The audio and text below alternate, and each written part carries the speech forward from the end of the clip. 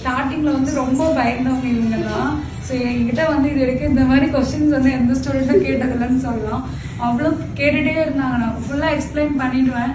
பயப்பட வேணாம்ப்பா, கண்டிப்பாக பிரைடு வரும் அப்படின்னு சொல்லி, மேம் பிரைடு வருமா வராதா அப்படின்னு சொல்லி பயந்துட்டே இருந்தாங்க. மேக்கப் வருமா வராதோ. கிளாஸ் டைம்லையுமே நிறைய டவுட்ஸ் கேட்பாங்க.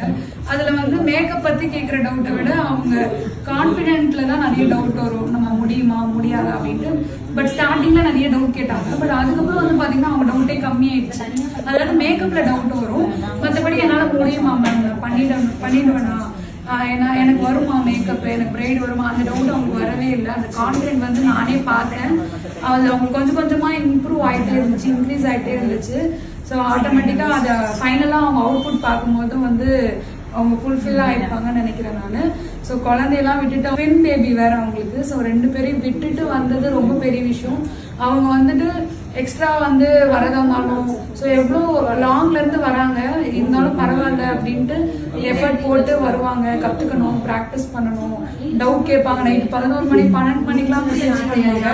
ஸோ ஜனனி வந்து ரொம்ப ஹார்ட் ஒர்க்கிங் அண்ட் ரொம்ப வந்து எஃபர்ட் போடணும், கற்றுக்கணும் அப்படின்ட்டு இன்ட்ரெஸ்டாக இருக்கிறவங்க. ஸோ அதனால் கண்டிப்பாக நல்லா அச்சீவ் பண்ணாங்க நான் நம்புகிறேன். All the best. ஸோ உங்கள் பிரைட்ஸ் யாராவது இந்த வீடியோ பார்த்தீங்கன்னா கண்ணை மூடிட்டு நீங்கள் ஜனனியை புக் பண்ணலாம். பர்ஃபெக்டாக இருப்பாங்க. அந்த ஒர்க்கில் வந்துட்டு எந்த குறையும் வைக்க மாட்டாங்க.